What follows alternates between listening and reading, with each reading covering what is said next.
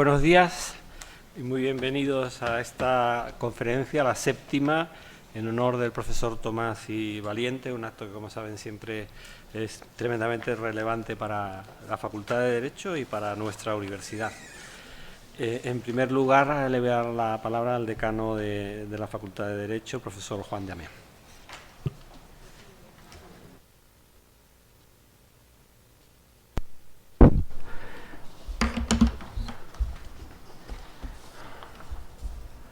Excelentísimo señor y magnífico señor rector, excelentísima vicepresidenta del Tribunal Constitucional, presidente del Consejo Social, ministra Beatriz Corredor, secretario general, gerente, vicerrectores y vicerrectoras,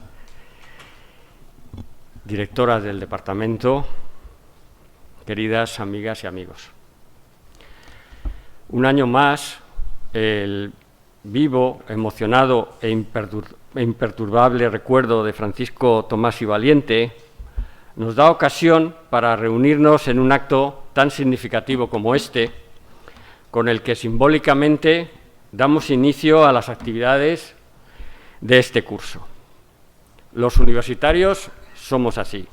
Aunque nos gusta escribir, en el fondo somos gente de palabra. Y la palabra evoca el recuerdo a los que echamos de menos, sobre todo en estos momentos.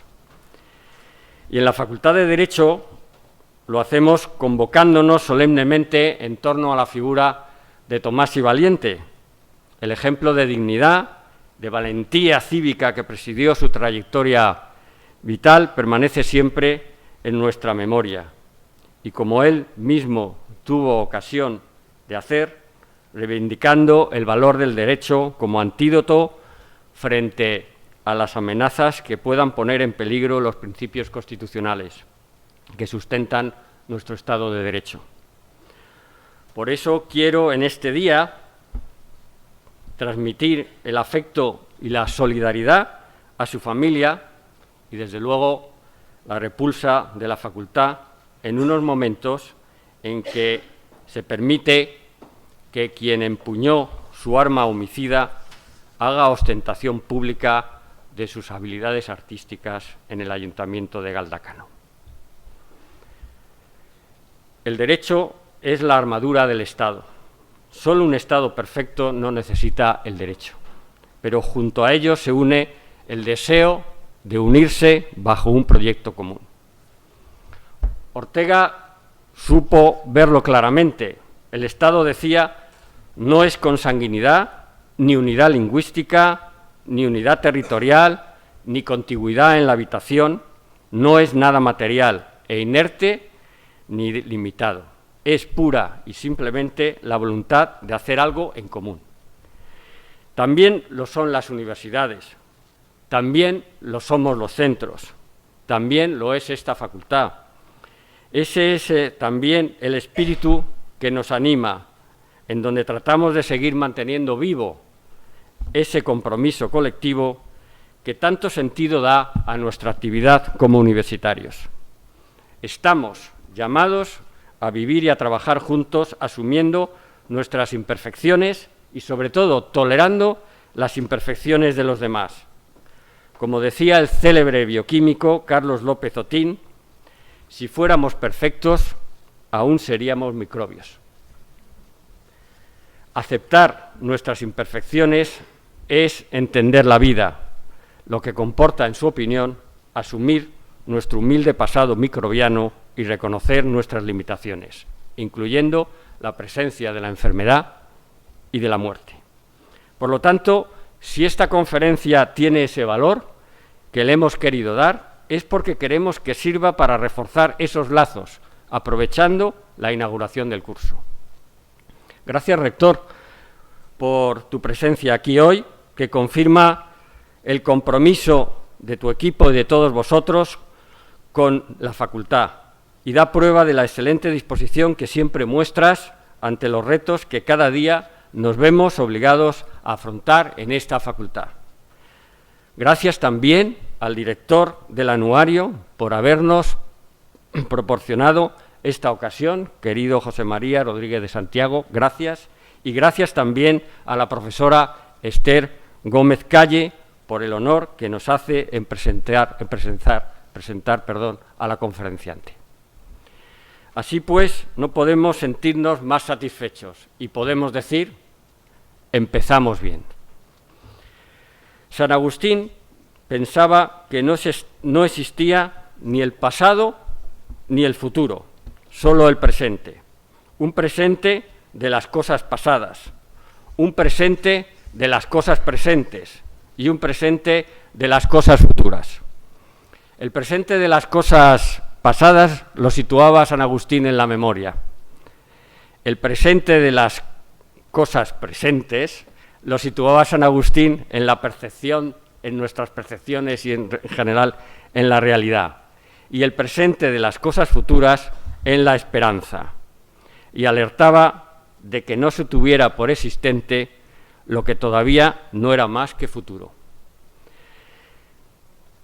Ante semejante distinción, uno no sabría dónde colocar al derecho de sucesiones, al derecho hereditario, pues esto, que siempre es verdad, deja de serlo en un tema como el que hoy vamos a tratar aquí, como el que hoy vamos a escuchar aquí, donde se tiene por futuro lo que todavía es presente.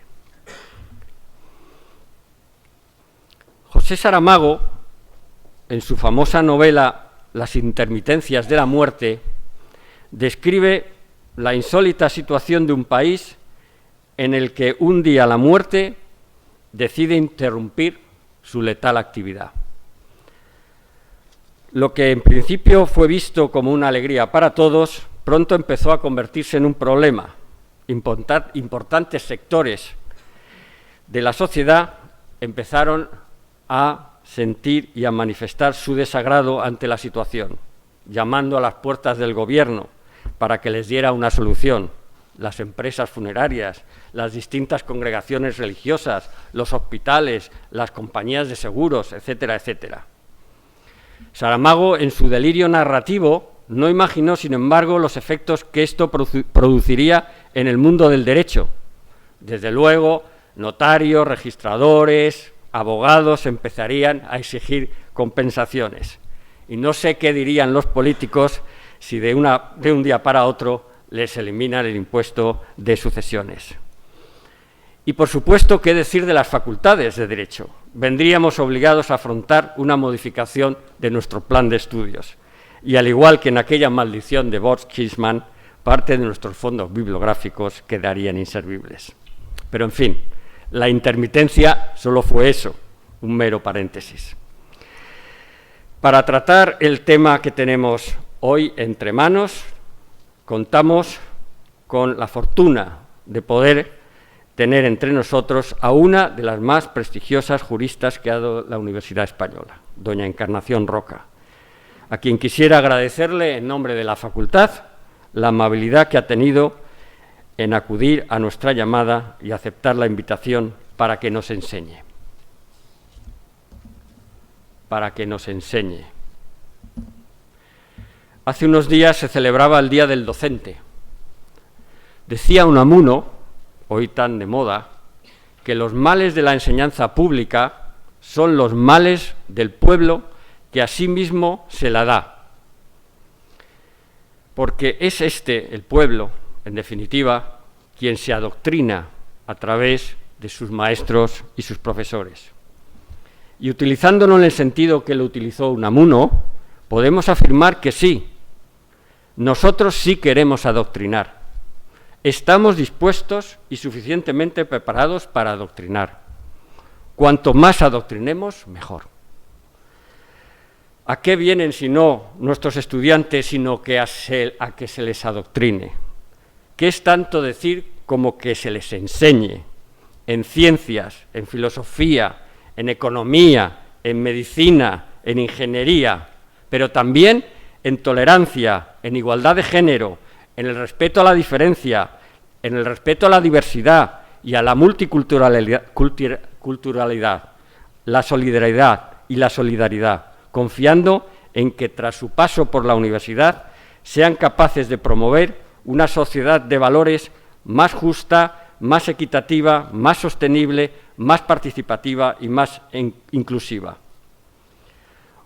Hoy estamos encantados de que alguien de tanto prestigio científico como doña Encarnación esté aquí con nosotros para que nos enseñe, para que nos adoctrine. Así que felizmente solo puedo concluir con estas palabras. Empezamos bien. Muchas gracias.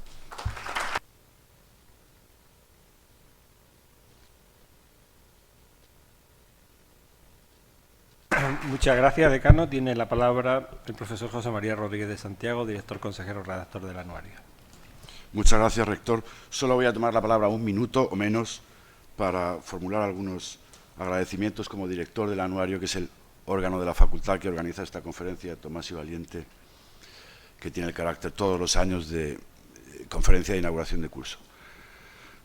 Quiero agradecer en primer lugar a la profesora Encarnación Roca, profesora y magistrada y vicepresidenta del Tribunal Constitucional, haber aceptado la invitación de ser hoy la conferenciante inauguradora del curso, y también quiero dar las gracias a nuestro colega, el profesor Recalde, por hacer la propuesta de esta conferencia ya el año pasado y por formular la invitación, y a nuestra colega, la profesora Gómez Calle, por aceptar la presentación de la ponente, y así como al rector y a todos ustedes por haber venido esta mañana.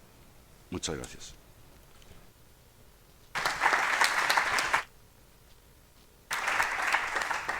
Muchas gracias, José María. La presentación de la conferenciante correrá a cargo de la profesora Esther Gómez Calle.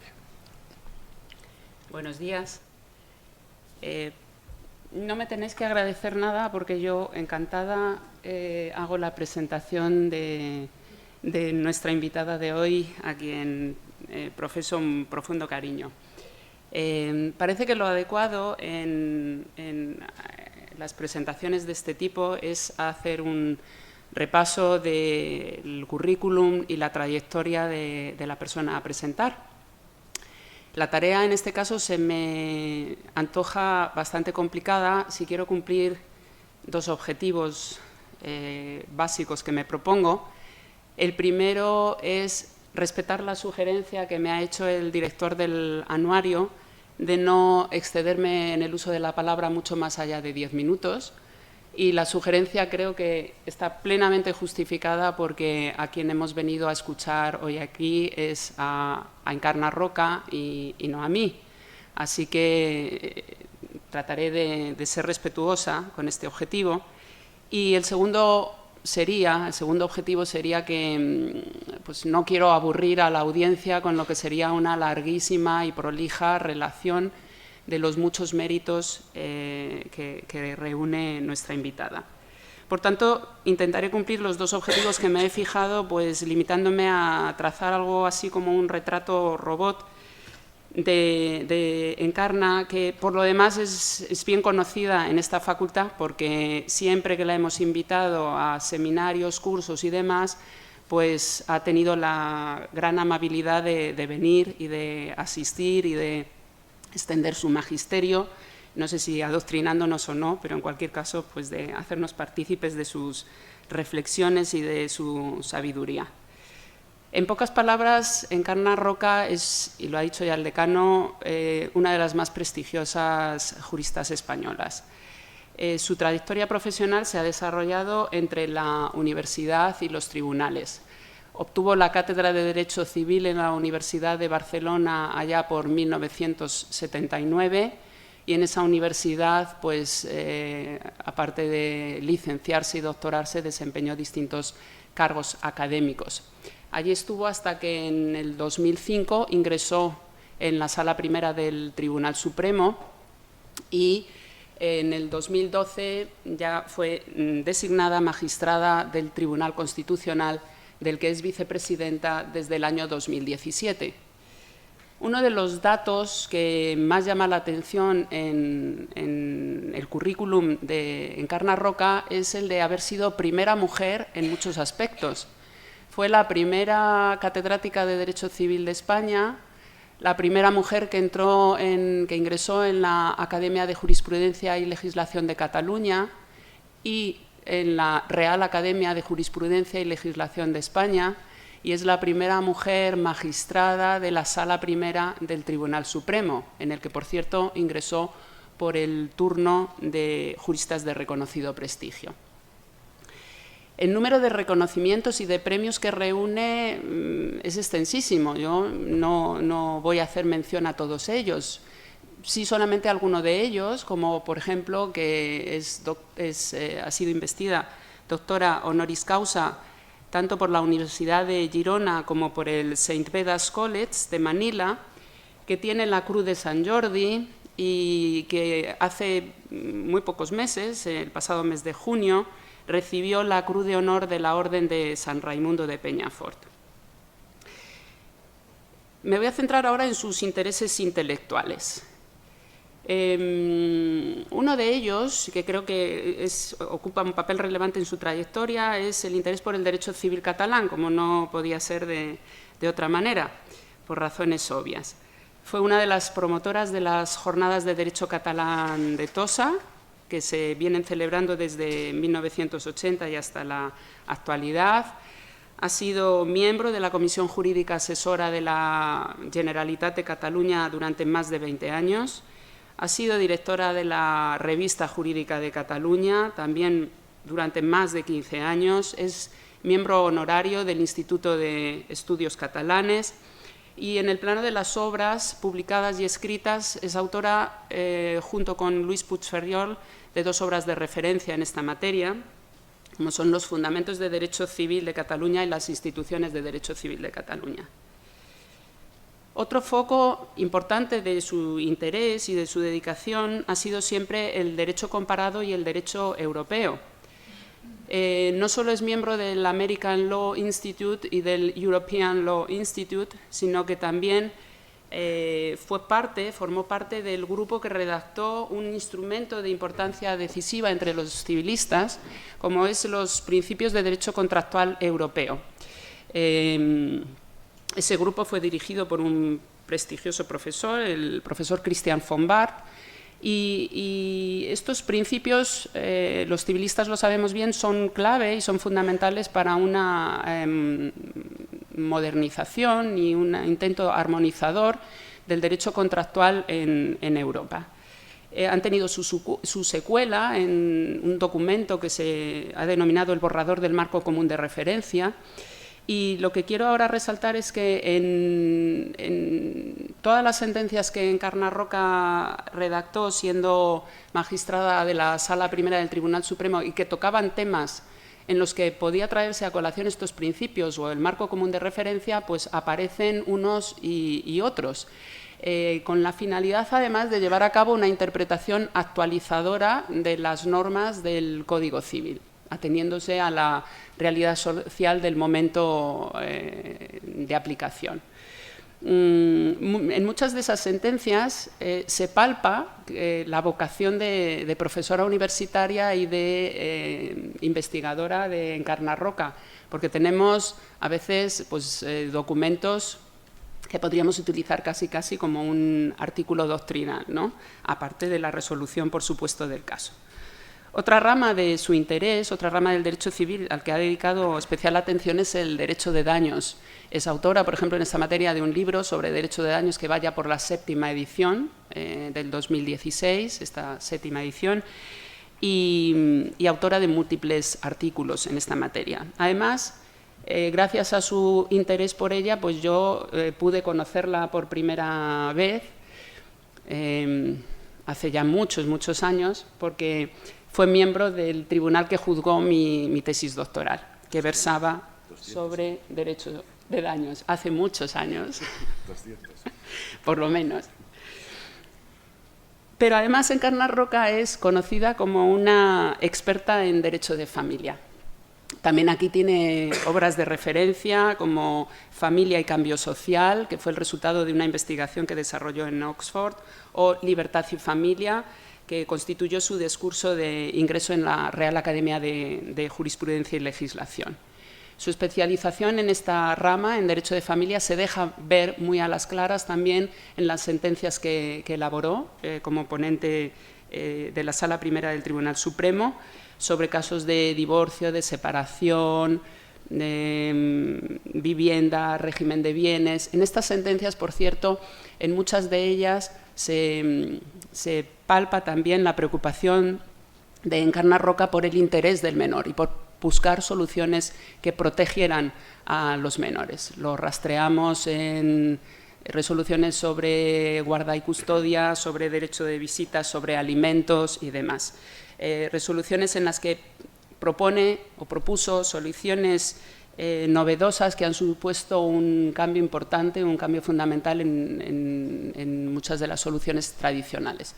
Hoy tenía el primer seminario con mis alumnos, a algunos de los cuales veo aquí, me alegro mucho de ello, y veíamos precisamente, les sugería como material una sentencia de Encarna Roca que condenaba, bueno, que apreciaba la responsabilidad de una madre que se llevó al hijo a Estados Unidos después de adscribirse a la Iglesia de la Cienciología, y el padre reclamaba una indemnización de daño moral que la mujer le había ocasionado con su conducta al privarle de la posibilidad de relacionarse con su hijo. Bueno, pues fue una sentencia pionera en esa materia y creo que bueno, pues a mis alumnos les ha gustado bastante tener conocimiento de esa sentencia y lo han disfrutado convenientemente.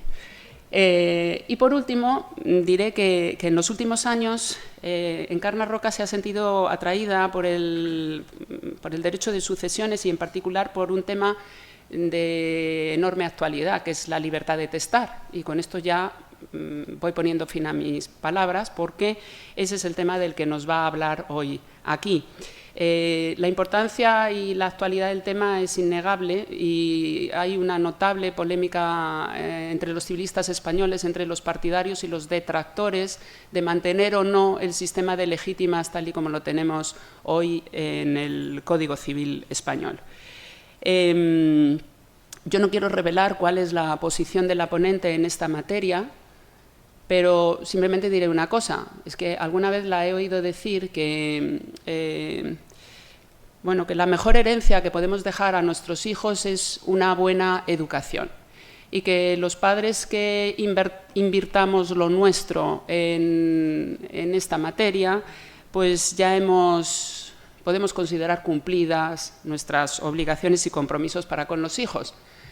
Quizá haya hecho de spoiler, lo siento, pero ya, para no continuar en esta línea, pues me callo y sin más prolegómenos, pues termino mi intervención para que pueda ser Encarna la que nos presente su conferencia. Muchas gracias.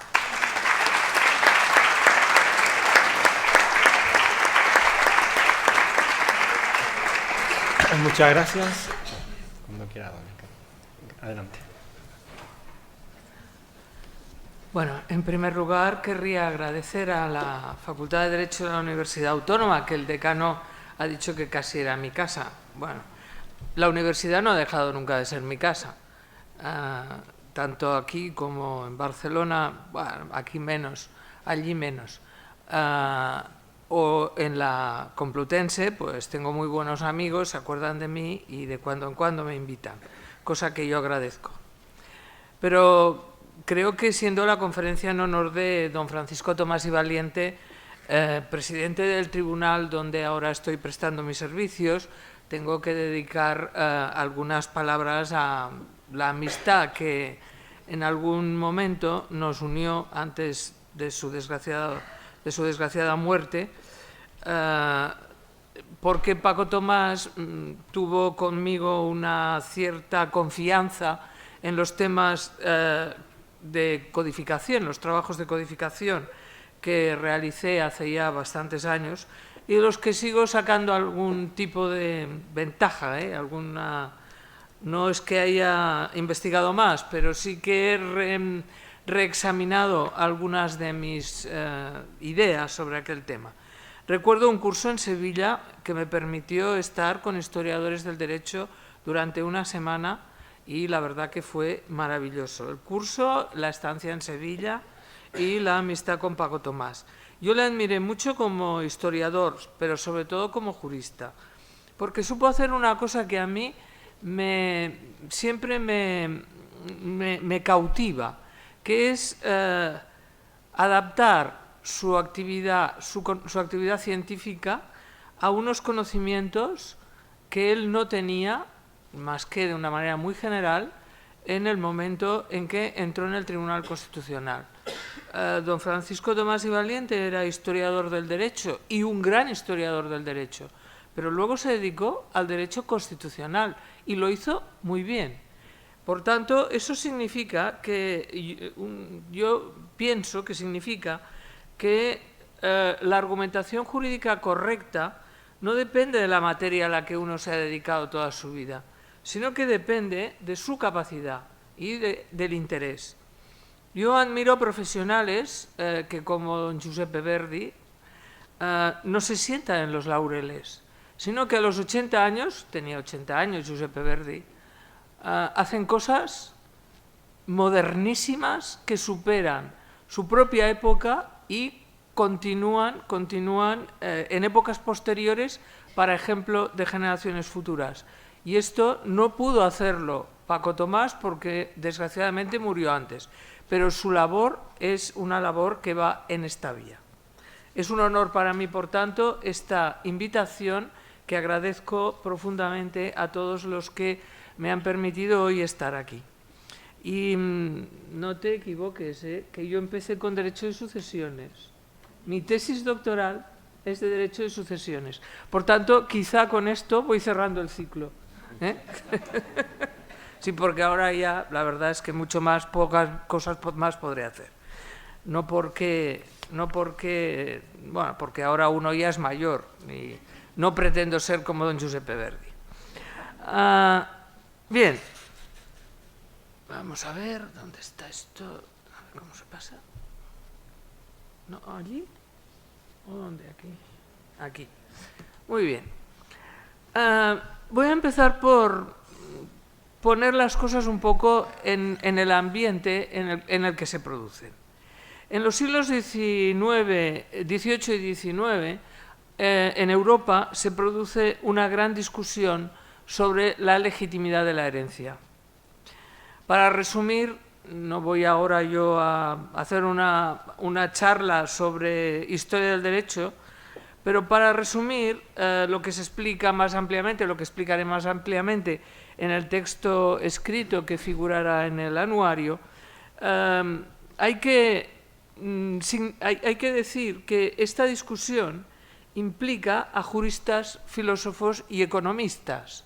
Que yo sepa, en el momento actual, esta discusión solamente implica juristas, lo cual es muy poco significativo. La discusión sobre la herencia, la existencia o no de la herencia, es una cuestión amplia que afecta a toda la sociedad y no solo afecta a los juristas, que a veces nos equivocamos en nuestros planteamientos.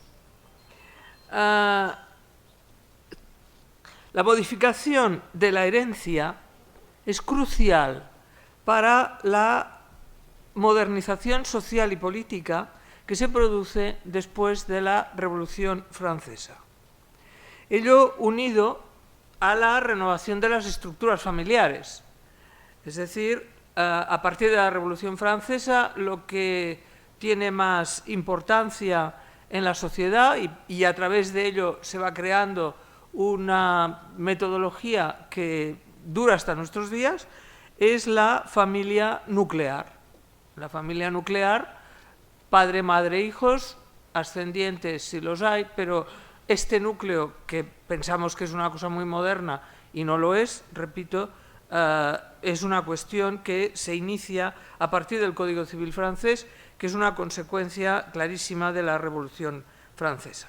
Por tanto, lo que interesa es que, en aquel momento, es que existan medios para crear condiciones sociales derivadas de estructuras políticas nuevas. En Francia, un autor, Beckert, cita una frase de acuerdo con la cual los asuntos de familia eran affaires d'État, igual que ahora, nadie se ocupa de esta cuestión. Bueno, alguien se ocupa, pero con poco éxito. De acuerdo con este planteamiento, hay que tomar diversas decisiones por parte de la política. Hay que tomar, bueno, ya lo veremos a continuación.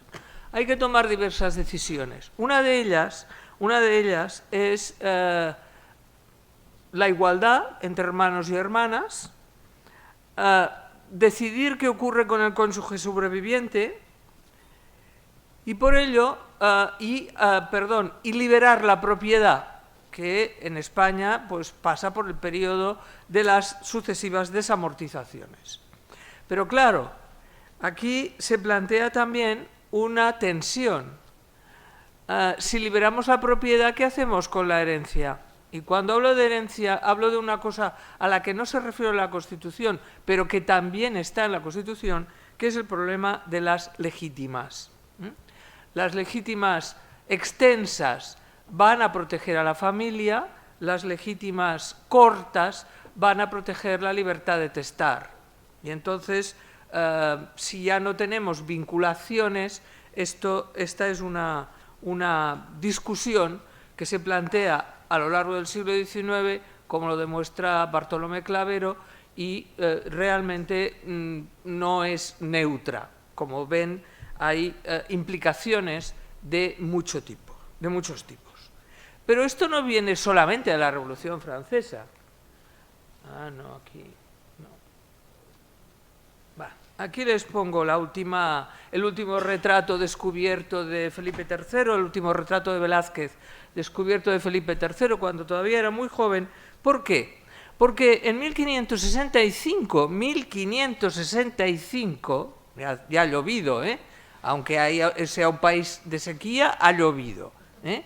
En las Cortes de Monzón, que se celebran en aquella época, Felipe III, segundo de Cataluña, Felipe III, de acuerdo con los deseos o las exigencias de las personas de las casas principales que estaban representadas en las Cortes de Monzón, reduce drásticamente la legítima, que era la legítima romana, era una legítima larguísima, en algunos casos podía llegar a más de la mitad, la reduce a un cuarto de la herencia, a una cuarta parte, y permite al heredero pagar en bienes o en dinero. O sea que elimina a los legitimarios de la herencia, digamos, y se convierten, esto luego la elaboración posterior es muy lenta, pero se convierten finalmente en un acreedor de la herencia. Este modelo, que desde 1565 está vigente en Cataluña, en este momento ha sido copiado por Galicia, que ha reducido, una ley muy reciente, ha reducido de 2/3 la legítima a una cuarta parte.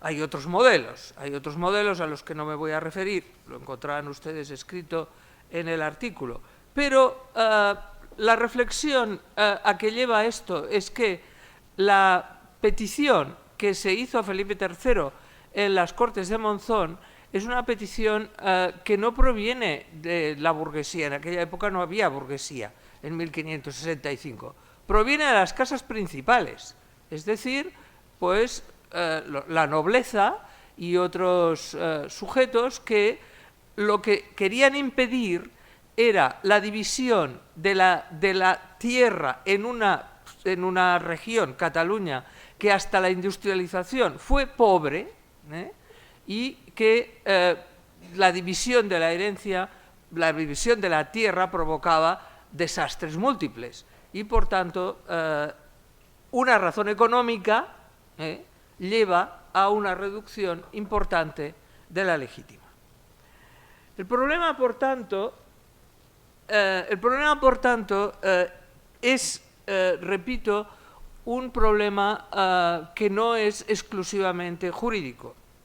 Pero la discusión sobre la herencia, y ahora dejo ya este ejemplo que me parece muy útil para que todos entendamos un poco de lo que se habla, la discusión sobre la herencia se reproduce en el siglo XVIII sobre todo y continúa durante el siglo XIX y se hace constar de alguna manera en las constituciones del siglo XX, que son las hermanas mayores de la Constitución española de 1978 y que heredan todas, perdone la redundancia, heredan toda esta discusión previa, que va ligada, como luego les diré, con la concepción que en cada momento se pueda tener del derecho de propiedad.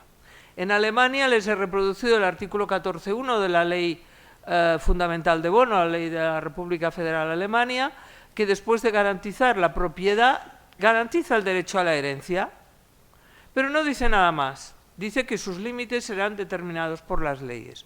No dice nada más. El artículo 42 de la Constitución de la República Italiana, que más o menos es de la misma época, dice que la ley reconoce, garantiza la propiedad privada, determina los modos de adquisición, de goce y los límites con la finalidad de asegurar la función social y hacerla accesible a todos. La ley establece las normas y los límites de la sucesión legal y testamentaria y los derechos del Estado sobre la herencia.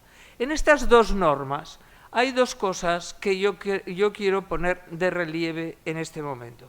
El primero, que las dos constituciones se remiten a la regulación posterior por la ley correspondiente. Por tanto, corresponde al legislador establecer en las dos constituciones, luego vemos que lo mismo ocurre en la española, establecer de qué manera se va a desarrollar el derecho a la herencia.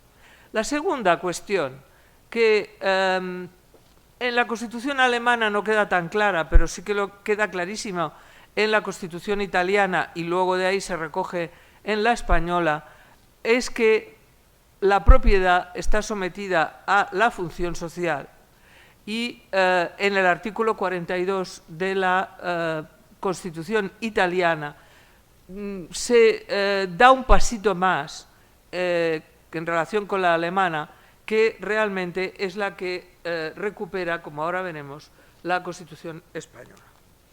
En España, ya la Constitución de 1931, que es heredera de la Constitución de Weimar en una buena parte, introduce esto que les he puesto yo en negritas. La ley establece las normas y límites de la sucesión legítima y testamentaria y los derechos del Estado en materia de herencia.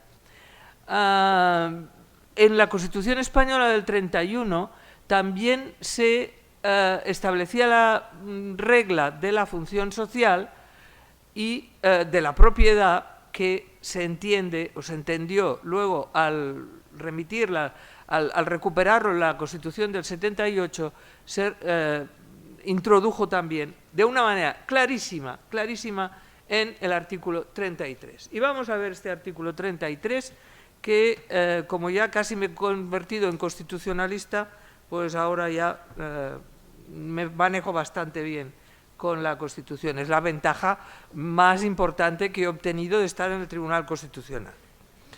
En España, por tanto, el artículo 33 de la Constitución, en una fórmula muy simple y muy clara, dice: se reconoce el derecho a la propiedad privada y a la herencia.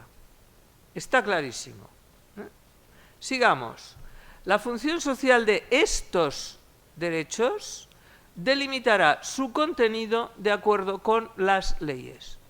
Este es el marco en el que nosotros nos tenemos que mover. 33.1 y 33.2. Porque si algún día alguien reforma el Código Civil y reduce o elimina o modifica, tal como luego les comentaré, la sucesión, pues, y alguien, el grupo político opuesto, se va al Constitucional y dice lo que sea, impugna esta decisión legislativa, bien, el artículo 33 es el que va a tener que ser interpretado por el Tribunal Constitucional. Por tanto, yo ahora no soy Tribunal Constitucional, sino que soy Encarna Roca y lo interpreto tal como creo yo que se debe interpretar. Si algún día tuviera que estar en un pleno, me tendría que abstener. O sea que, pero bueno, como me parece que no va a llegar tan rápido, no me tendré que abstener, porque no estaré, vaya, simplemente. Queramos o no queramos, tal como históricamente sucedió, actualmente sucede lo mismo. La herencia es una consecuencia del reconocimiento de la propiedad privada. Lo siento, hay quien dice que no, pero no veo otra posibilidad, porque la herencia, como luego diré, la propiedad privada, perdón, al quedarse sin titular en el momento en que este titular fallece, necesita, de alguna manera, un mecanismo para que alguien se haga cargo de esto. Mecanismos ha habido muchos. Pensemos, por ejemplo, en el sistema soviético, consecuencia de la Revolución de Octubre, pero tampoco duró mucho, no se piensen, duró hasta el año 22, o sea que 4 años, nada más. Por tanto, es una técnica, la herencia es una técnica para proporcionar un titular a los bienes que han dejado de tenerlo. Esto, ahora si algún constitucionalista dirá, Juli, pero es que como ella es de civil, por eso lo dice. No, no, porque eso es así, me da igual. No, esto lo decían ya, pues no sé, los romanos o los fenicios, yo qué sé. Pero esto es así desde hace muchos siglos. Lo que se discute, por tanto, no es esto, pero ahora lo veremos. No parece, por otra parte, no parece haber demasiadas dudas sobre que el artículo 33.1 garantiza constitucionalmente la protección de la herencia, como la institución que en este sentido va a proporcionar un titular a la propiedad privada, va a proporcionar titulares sucesivos a la propiedad privada. Esto lo dice Ángel López en un artículo que se titula precisamente así, publicado en el 94, pero que yo, la verdad, me creo a medias. Esto es cierto que hay una garantía institucional de la herencia, esto es cierto, pero con eso no decimos nada. No decimos nada. Hay una garantía institucional de la herencia, muy bien, pero ¿cómo se va a regular? ¿Cumple la función social? ¿No la cumple? Es decir, hay una serie de interrogantes que yo creo que resumo aquí, que son los que se me han planteado a mí, partiendo de esta idea, de la idea de que la herencia goza de una protección institucional, y a mí se me plantean estos 3 interrogantes que son los que voy a intentar responder a partir de ahora. ¿Es un derecho autónomo o deriva del derecho a la propiedad privada? De hecho, esto ya se lo he contestado. Segundo lugar, ¿quién es el titular del derecho a la herencia? Aquí empezamos a resbalar. Tercero, ¿función social de la herencia? ¿Cuál es? Vamos a continuar por aquí. La relación de la herencia con el derecho a la propiedad privada yo creo que es indiscutible y por tanto no me voy a extender demasiado, ya prácticamente no me voy a extender sobre esta cuestión.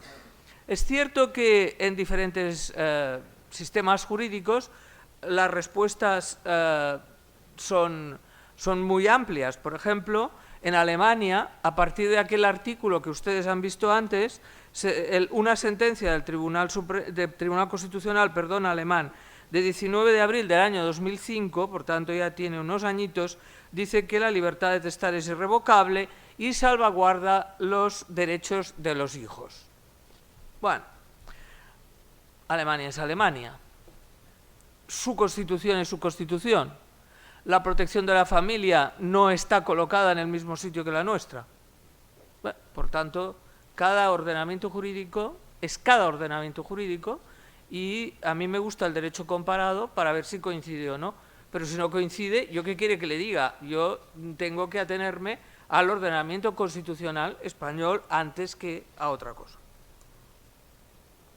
Por tanto, yo creo que tanto desde el punto de vista constitucional como la interpretación que me dan históricamente todos los tratadistas, que desde Montesquieu, pasando por Bentham y otros mucho más modernos, han hecho del derecho a la herencia, pues hay que considerar que es una consecuencia del reconocimiento constitucional de la propiedad privada, que es un derecho de libertad y que se incorpora al elenco de los derechos fundamentales. Pero hasta aquí yo tampoco he dicho nada especial. Por tanto, los que me han invitado, si me quedara aquí, me tendrían que reclamar, porque por ahora nada de nada. Empiezan mis dudas aquí. ¿Quién es su titular? Bueno, hay muchos autores que entienden que el titular del derecho, los titulares del derecho a la herencia son los hijos. Si estuviéramos en la Rusia soviética, que ya les digo que se acabó muy rápido, dirían que es el Estado. En la Constitución italiana, fíjense, si recuerdan lo que se dice en el artículo 42, se habla también de los derechos del Estado. Yo me inclino más por entender que el único titular del derecho a la herencia es el propietario de los bienes. ¿Por qué? Porque antes de su muerte, los beneficiarios no gozan de ningún derecho. Ninguno. Una de las cosas que aprendí yo en mi tesis doctoral era aquello que decían los juristas como Vallet de Goytisolo, que la legítima no se puede embargar antes de que haya fallecido el causante de la herencia. Es decir, los hijos, ante un derecho forzoso que reconoce todos los códigos, excepto Navarra, no tienen más que una expectativa. Por tanto, los titulares del derecho a la herencia son los que tienen la propiedad de los bienes. Tienen derecho a causar las herencias. Tienen derecho a que se les deje hacer testamento y que, en el caso de que no hagan testamento, pues sea la ley la que provea la distribución de su herencia. Esta es una cuestión fundamental, por ejemplo, en Estados Unidos, en el que el Tribunal Supremo ya hace muchos años decidió que no se podía limitar la libertad de otorgar testamento.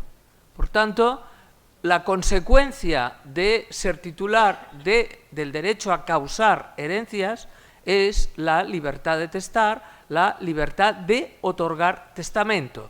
Estoy hablando no del contenido del testamento ahora, aún, sino solamente estoy hablando de la libertad de poder decidir cuál va a ser el destino de los bienes de la herencia. Porque, repito, los otros no tienen un derecho actual, sino que lo que tienen en una simple expectativa tendrán que ver su papá, su mamá, su tío o quien sea, si se lo deja o no se lo deja.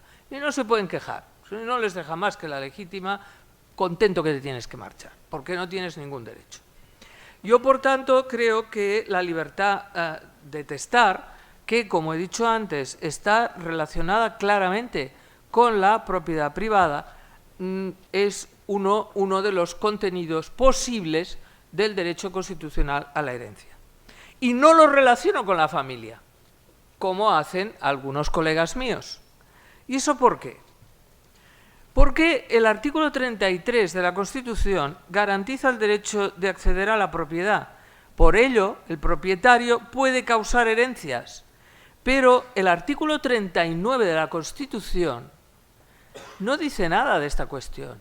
El artículo 39 obliga a los poderes públicos a los poderes públicos a proteger a las familias, y a los particulares solamente les obliga a cuidarse de sus hijos, pero no les obliga a dejarles ninguna herencia.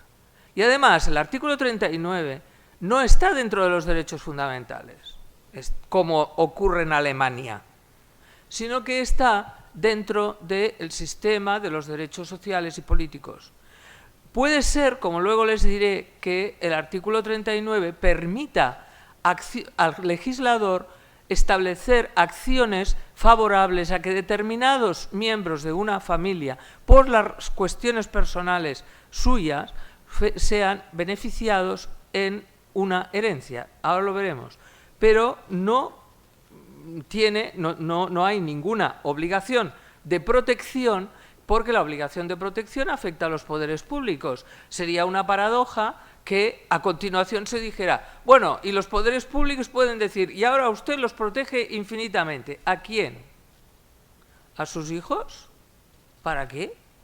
Si se pueden, luego verán las razones, si se pueden valer por sí mismos. Por tanto, yo creo que cuando el artículo 33 está garantizando la herencia, lo que está garantizando es la libertad de testar, es decir, el derecho a causar herencias de acuerdo con los deseos, las finalidades, las necesidades del causante y también a veces de la familia, pero ahora lo veremos. Por tanto, yo les daría en este punto una primera conclusión. La libertad de testar es uno de los contenidos del derecho a la herencia, porque el titular es el propietario. Además, en el artículo 33 está claro porque van juntitos. Será, por tanto, el propietario quien pueda distribuir bienes después de su muerte. Y el tema de la legítima, del que ahora me voy a ocupar, hay que discutirlo en la función social de la herencia, cosa de la que no hay nadie que se haya ocupado. Yo lo siento. Claro, los constitucionalistas se asustan y los civilistas tienen unas anteojeras y nadie se ha dedicado, por lo que yo he visto y he leído bastante, nadie se ha dedicado a hablar de la función social de la herencia. Por tanto, si ustedes no estuvieran de acuerdo con lo que digo yo, se lo agradecería, porque así tendría más opiniones. Bien, del artículo 33.2 se deduce que la herencia tiene que tener una función social específica. Y entonces aquí tenemos dos cuestiones. Una que es obvia. Los bienes de la herencia cumplían antes de ser patrimonio hereditario, cumplían antes una función social, la que fuera, urbanística, de medio ambiente, artística, etcétera, etcétera. Si yo tuviera la suerte de tener un Picasso colgado en mi casa que no pudiera exportar, como la discusión esta tan bonita sobre el Botticelli del señor Cambó, que era pariente mío en no sé cuántos grados, por tanto ya no tenía nada que ver conmigo, pero si tuviera la suerte de tener el Botticelli, tendría una suerte pequeñita, porque no lo podría vender fuera de España. El que lo comprara lo tendría que dejar aquí. Por esto no se ha adjudicado. Los 30 millones de euros que pedían, o 40, no sé cuántos, de momento no se ha adjudicado, porque el que se lo adjudique sabe que lo tiene que dejar aquí. Donde sea, no es necesario que esté en el Prado, pero no lo puede sacar de España. Está fuera de España por un permiso especial, etcétera, etcétera. Por tanto, si tuviera la suerte, entre comillas, de tener al Botticelli, tendría una mala suerte. Las cosas como sean. Por tanto, ¿por qué? Porque el Botticelli, como es una obra de arte traída a España y está dentro del periodo en que la ley de patrimonio no deja ya salir los bienes de España, pues cumple una función social. ¿Qué quiere que le diga? Por tanto, como la función social forma parte integrante del derecho de propiedad y no puede desligarse de los bienes a los que se la imponen, el que tiene en su patrimonio bienes que ya cumplían una función social, sigue obligado a cumplir la función social. Este es un tema que no se puede discutir. No es discutible, porque esto entra dentro de la naturaleza propia de lo que significa función social de la propiedad, que sobre esto sí que ha habido mucha literatura y muy buena.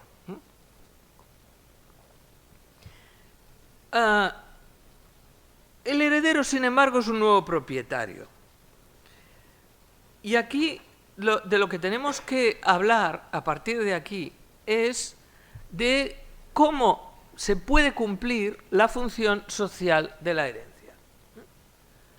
Y para, digamos, desbrozar el camino, primero vamos a decir lo que no es, a mi modo de ver. Aquí sí que entra el tema de la legítima. Fíjense que hasta ahora solo les he hablado de la libertad del causante de la herencia de poder distribuirla como a él le parezca más conveniente.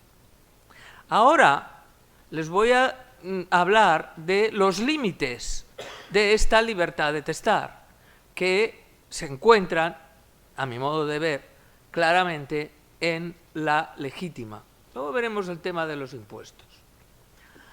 En el tema de la legítima, porque en determinados ordenamientos jurídicos la herencia está limitada por la obligación de atribuir la legítima a los hijos. Y algunos autores, repito, irrelevantes, entienden que esto conforma la función social de la herencia. Bien, yo entiendo que no sería inconstitucional la eliminación de las legítimas. Si ustedes me permiten un ejemplo, en Navarra no hay. Entonces, quizá lo que tendríamos, si esta solución de entender, como en Alemania, de entender que las legítimas forman parte del derecho de los hijos, hombre, a continuación lo que teníamos que decir es que la legislación navarra es inconstitucional, porque no tiene legítimas. Bueno, entonces, si es obligatorio dejar dentro de la función social de la herencia, favorecer a la familia dejándole la legítima, independientemente de cuál sea la condición social de los hijos, etcétera, pues la verdad es que esto produciría esta consecuencia. Si seguimos con la idea básica de que la herencia o la libertad de testar es una manifestación del derecho de propiedad, hay una serie de razones que impiden concluir que esto que la eliminación de la legítima sería inconstitucional. Primero, porque actualmente las inversiones de los padres en los hijos son importantísimas. En parte por el aumento de la esperanza de vida. Yo no sé si se ve demasiado bien, pero aquí, en la última encuesta del INE, que es del año 2018, aunque los datos son provisionales, resulta que los hombres, ambos sexos han aumentado a 83,2 años la esperanza de vida, cuando en el año 2008, solamente hace 10 años, era 81,3, la población en general. Lo cual quiere decir que esto va a aumentar. Y fíjense que en la siguiente columna, cuando se habla de a los 65 años qué esperanza de vida se tiene, en general, los hombres y las mujeres, vamos a ponerlo así para hacerlo más simple, tienen la esperanza de vivir 21,3 años más. O sea que, quiero decir, esto es importantísimo. Es importantísimo para saber quién va a necesitar los bienes. Porque, según los ingleses, y no la he traído esta estadística, pero la voy a poner en el artículo, cuando el padre fallece, el hijo legitimario tiene en torno a los 75 años. Claro, quizás sí que a los 75 años tiene muchas necesidades. Es verdad, quizá tiene más que cuando tiene 55. Pero hombre, esperar toda la vida a que mi papá o mi mamá se mueran para obtener la herencia, me parece que ya no está en los tiempos actuales. Luego también hay otra cuestión, que los mayores tienen mayores necesidades. Esto podría ser una contrarréplica, podrían decir, claro, pero es que el pobre hijo también tiene necesidades porque a los 75 años uno necesita más que a los 55. Sí, bueno, pero también su padre también las tiene. Y hay otras decisiones que entienden, por ejemplo, los modernos economistas, que entienden que si hay herencia, muchas veces se incentiva el ahorro. Esto en Francia ocurre así, pero en España no está claramente constatado. Por tanto, yo creo que si tenemos en cuenta que, por una parte, las disposiciones del artículo... para que se rían un poco, ¿la ven? Este es una nota de La Vanguardia, de la editorial que hace Marius Carroll, que es el director, hablando de Mike Jagger. Claro, ¿nos atreveríamos a llamar anciano a Mike Jagger? Mike Jagger tiene 76 años. 76. No está mal. Y sigue tan ancho por ahí. Además, se ha puesto de todo. O sea, que a la edad que tiene, que esté como está, después de la vida que ha llevado, oiga, es que eso de la esperanza de vida va en serio, ¿eh? O sea que... Bueno, sigamos. Esto es para romper el...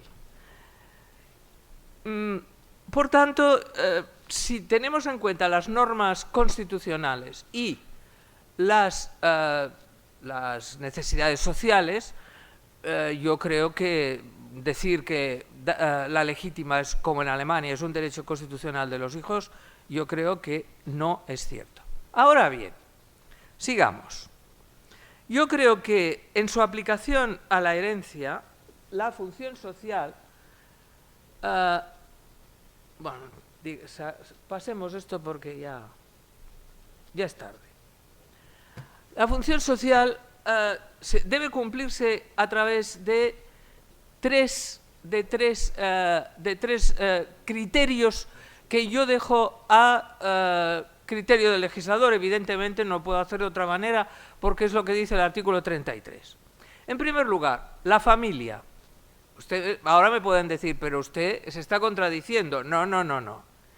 Hay aspectos familiares que deben ser protegidos porque es una función de la sociedad primar determinados intereses familiares. Imaginemos el tema de las personas discapacitadas.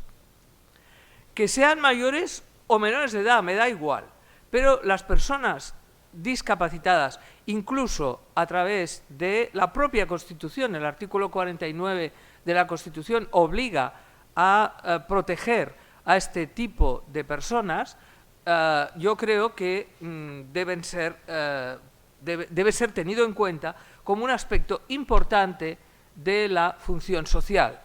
No nos dejemos asombrar por el espejismo de la sentencia del Tribunal Constitucional alemán.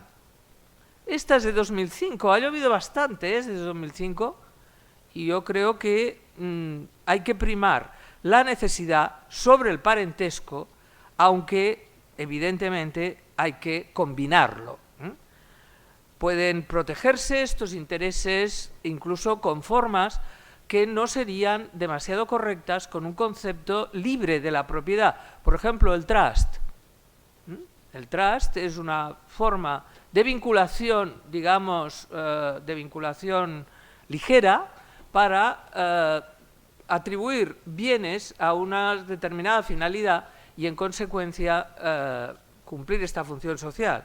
Porque si el causante tiene bienes suficientes, yo creo que no es justo que las finalidades de protección de determinado tipo de parientes, y me refiero simplemente a los más allegados, aunque evidentemente el legislador podría ampliarlos, no es justo que esto se afronte solamente con prestaciones sociales, sino que debe afrontarse con todos los bienes que el causante pueda tener. Y, last but not least, los impuestos.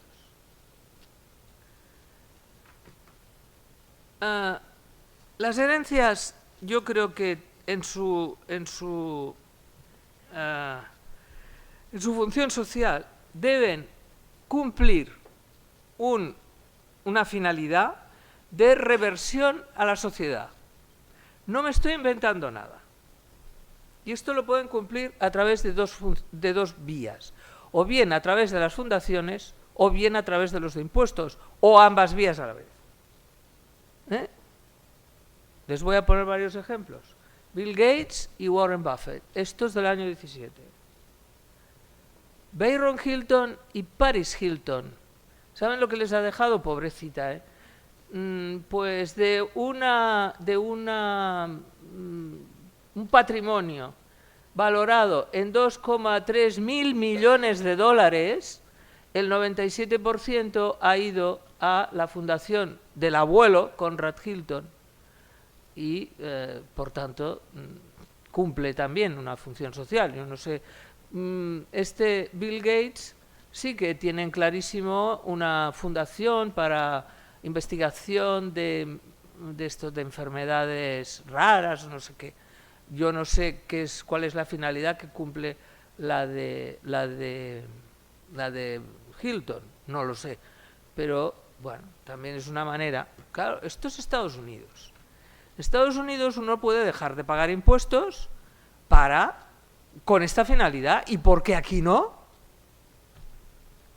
No lo digo, es que es tan sagrado.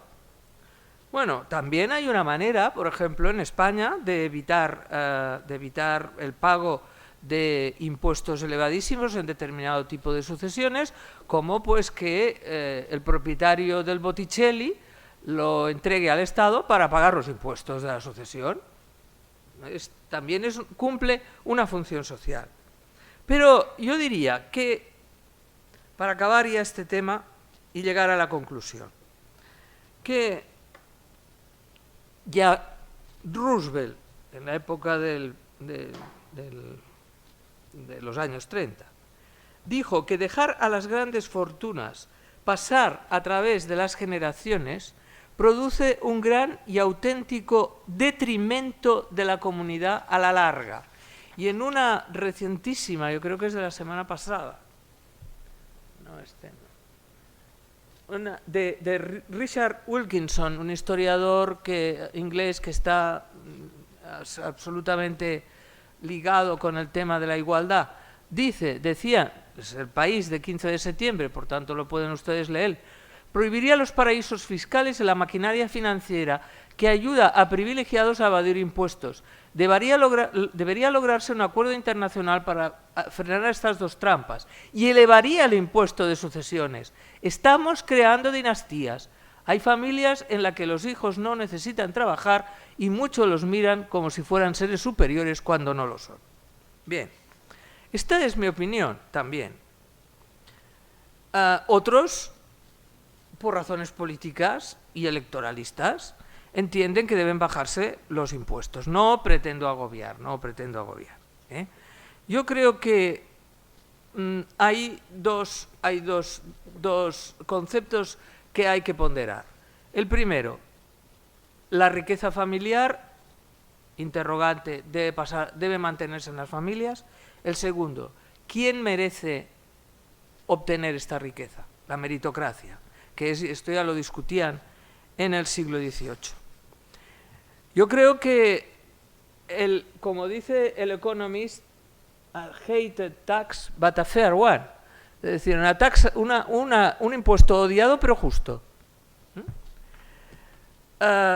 Yo creo que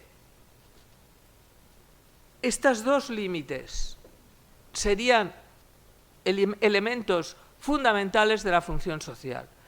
El favorecimiento de las partes débiles, perjudicadas, incapaces de salir adelante de la familia, Y, en segundo lugar, el gravamen a través de impuestos, pero de impuestos bien hechos, no como uno que me contaba no hace mucho mi letrado, de una pariente suya que vivía con su hermana en una casa en Aragón. Una de las dos hermanas muere y entonces la que queda, como se queda la otra mitad, tiene que pagar unos impuestos que le obligan a vender la casa. Esto no es correcto. Pero esto no se soluciona eliminando el impuesto. Esto lo que se soluciona es creando un impuesto que tenga en cuenta todas estas circunstancias, no eliminándolo. Porque el impuesto, en definitiva, todas estas ideas de que se paga dos veces, esto de que se paga dos veces ya lo decían los romanos, o sea que miren si ha llovido también. Por tanto, déjenme llegar aquí a una conclusión, porque yo creo que ya el tiempo se ha acabado. La herencia debe cumplir la función social exigida en el artículo 33.2 del Código Civil. Perdón, qué manía, de la Constitución. La legítima obligatoria no cumple la función social exigida porque no está dirigida a cumplir finalidades sociales, sino que únicamente favorece individualmente a determinados parientes con independencia de sus necesidades. En tercer lugar, no está protegida, la legítima no está protegida constitucionalmente. En cuarto lugar, sí que cumpliría la función social exigida la obligación de atribuir bienes de la herencia a colectivos o personas familiares especialmente protegibles. Y la última conclusión es que debe mantenerse el impuesto sucesorio, si bien adecuado a las características de cada sucesión. Yo espero que haya personas que estén en desacuerdo con esto que acabo de decir, pero me gustaría mucho que pensaran sobre unas ideas de una pobre profesora de Derecho Civil que ahora ha tenido la suerte de poder conectar con otros mundos, concretamente con el constitucional, lo que ha producido que a mi provecta edad se me hayan abierto algunos interrogantes. Muchas gracias.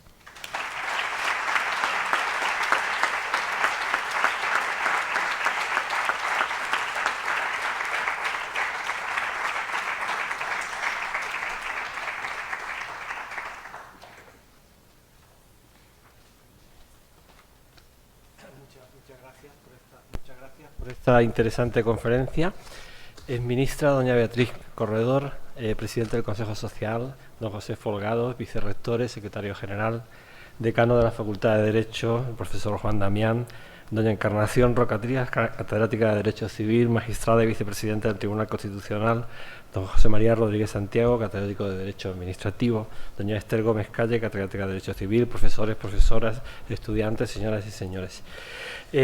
Un año más, y en esta ocasión, en su 7ª edición, recordamos al profesor Francisco Tomás y Valiente con un acto académico en la Facultad de Derecho en el que confluyen facetas que fueron inherentes a la trayectoria de un auténtico maestro. De un lado, su dimensión universitaria de profesor, catedrático de Historia del Derecho en las universidades de La Laguna, Salamanca y la Autónoma de Madrid, y de otro lado, su vertiente jurista como magistrado del Tribunal Constitucional desde su fundación en 1980 y del que fue además presidente entre 1986 y 1992, como todos ustedes conocen. A estas dos facetas, en las que destacó de manera sobresaliente, hay que añadir otra, si cabe más sobresaliente todavía, que es su indiscutible calidad humana. Hoy, muchos años después, seguimos lamentando su pérdida como persona y ensalzamos su profesionalidad, su ejemplaridad, sus numerosos escritos, sus intervenciones científicas, sus colaboraciones en El País o La Vanguardia, sus títulos como doctor honoris causa y como académico de número de la Real Academia de la Historia. Además de su efímero nombramiento como consejero permanente del Consejo de Estado en enero del 96 ya que el 14 de febrero de ese mismo año, todos y todas lo recordaremos siempre, fue asesinado por ETA mientras trabajaba en su despacho de la Universidad Autónoma de Madrid. Yo en aquella época, la verdad, no he tenido la suerte de conocer al profesor Tomás y Valiente en persona, pero en aquella época sí que estaba ya, me había incorporado a la universidad y lo recuerdo en la Facultad de Medicina, que está en otro campus, el impacto tan terrible que nos produjo a todos y todavía tengo la imagen viva de un consejo de departamento que celebramos en aquella ocasión y en el cual guardamos un minuto de silencio que he de reconocer que todavía me impresiona. Sin duda, su memoria sigue viva y se hace más dinámica. Con motivo de la reciente celebración del 50 aniversario de nuestra universidad, la figura de Tomás E. Valiente ha cobrado de nueva actualidad. En el marco de la exposición UBAM 50 en Centro, en el Ayuntamiento de Madrid, en Cibeles, estuvo presente en el bloque Ciudadanía, Democracia, Igualdad e Inclusión, y entre las 50 figuras más destacadas de nuestra universidad. Y algo todavía más especial, el pasado 7 de junio tuvimos la oportunidad de clausurar todas las actividades realizadas con motivos de la celebración de estos 50 años, de estos 50 aniversarios, y pusimos el punto final con la inauguración de un monumento dedicado a él, a todo lo que para nuestra comunidad universitaria simboliza y representa. El monumento, que alberga una cápsula del tiempo en el que han quedado recogidos mensajes y objetos de nuestro tiempo presente para la posteridad, está ubicado donde ya estuvo una placa con su nombre, en la avenida central de la universidad que lleva también su nombre. Es el eje principal del campus de Canto Blanco, por donde transitamos tantas veces en nuestro quehacer diario y donde ahora podemos hacer un alto en nuestro caminar para recordar y ensoñar haciendo futuro, nuestro lema del 50 aniversario. El monumento, muy visible durante el día por su grandiosidad, iluminado durante la noche como un faro en la oscuridad, consta de 3 placas en hierro laminado. La placa central contiene su rostro, siempre reconocible por su expresión de serenidad, y las otras 2 piezas nos ofrecen frases que fueron pronunciadas por él mismo y que nos recuerdan lo que fue el sentido central de su vida, la defensa de la libertad y la democracia. Cito sus frases, aquellas que siempre resonarán en la memoria de nuestra institución. Tal vez la tolerancia de nuestro tiempo haya de ser entendida como el respeto entre hombres igualmente libres. Y la vida y el prestigio de las instituciones depende tanto de lo que ellas hacen como de lo que se hace con ellas. Llegados a este punto, las brillantes palabras que han sido pronunciadas por nuestra conferenciante de honor, doña Encarnación Roca Trías, y que la verdad me han interesado muchísimo. Profesora, la verdad, yo que vengo de un mundo, como sabe, totalmente diferente, no solamente lo he podido decir, lo he entendido muy bien, sino que creo que es un tema interesantísimo y sus aportaciones también lo son. O sea que muchísimas gracias. En torno a la libertad, la Constitución y la familia nos llevan a una reflexión ineludible de plena actualidad. La relevancia del uso de la libertad y de la conciencia del límite. Un uso y una conciencia que, como ya dijera nuestra figura homenajeada, reside, y cito de lo que fuera su último libro publicado, A orillas del Estado, en febrero del 96, en la educación humanista y consiste en la transmisión de un conocimiento práctico. Hoy como ayer y como en el futuro, que nuestros valores estén en el centro de nuestro quehacer y de nuestro desempeño social y educativo. Hace tan solo unos días tuve la oportunidad de participar en un acto de homenaje a 2 profesores recientemente jubilados. Me referí en esa ocasión, y me alegro que la profesora Encarnación Roca haya recordado a Giuseppe Verdi, porque al cual la admiro profundamente y me encanta. Pues en aquella ocasión me referí, hace unos días, hace menos de una semana, a la importancia que tiene el alma de los instrumentos musicales de cuerda que se tocan con arco. Se trata de una varilla cilíndrica de madera, aparentemente poca cosa, que se coloca debajo de las tapas que soportan la presión de las cuerdas tensadas y hace que cada instrumento sea único, que sea capaz de transmitir un sonido singular y que en manos de un buen intérprete, pues el alma del instrumento y la calidad del intérprete hacen que la música sea auténticamente extraordinaria. Yo creo que las instituciones también tienen alma, y por eso lo vuelvo a citar en esta ocasión. Y el alma no es otra que algunas de las personas que han trabajado y trabajan en estas instituciones. Personas que con categoría profesional, pero sobre todo con su categoría humana, dotan a la institución, en este caso a la universidad, en este caso a nuestra universidad, de personalidad propia, de un sonido único, irrepetible, que resuena de forma maravillosa en sus aulas, en sus laboratorios, en sus bibliotecas, en sus despachos. Francisco Tomás y Valiente es sin lugar a dudas una parte esencial del alma de la Universidad Autónoma de Madrid y confío que los intérpretes que estamos ahora haciendo uso de esta maravillosa herencia estemos a la altura de lo que él nos legó. Gracias, muchísimas gracias, decano.